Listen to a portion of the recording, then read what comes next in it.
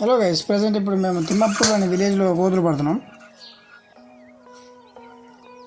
ఇదైతే కొంచెం ప్రజల్ని బాగా ఇబ్బంది పెడుతున్నాయి, పంట పొలాలు నాశనం చేస్తున్నాయనేసి ఇప్పుడు ఊరోళ్ళు మాకు సంప్రదించారు.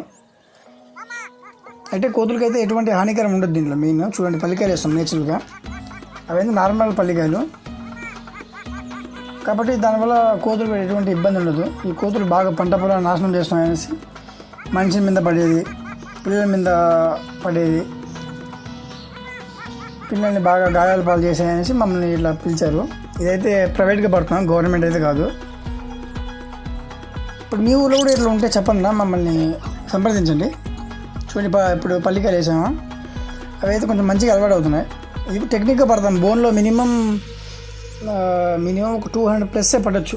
ఎంత పెద్ద బ్యాచ్ అయినా ఒక 200+ పట్టచ్చు మన కోతులు. ఈ బోను పెద్ద బోన్ మాది. ఇప్పుడు మీ ఊర్లో పక్కన ఏమైనా ఉంటే ఈ వీడియో షేర్ చేయన్నా. చూడండి ఎట్లా పడతాం. ఇప్పుడు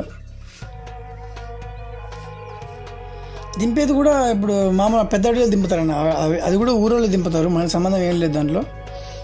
ఆ ఊరోళ్ళు పెద్ద జంగల్ ఎక్కడైనా పక్కన ఎక్కడ పెద్ద ఫారెస్ట్ ఉంటే అది కూడా విలేజ్ పీపుల్సే పోయి దింపేస్తారు. దానికి మనకు ఎటువంటి సంబంధం ఉండదు. మీ ఊర్లో కూడా ఇట్లా కోతులు ఉంటే మమ్మల్ని సంప్రదించండి. పైన నంబర్ కాల్ చేయండి.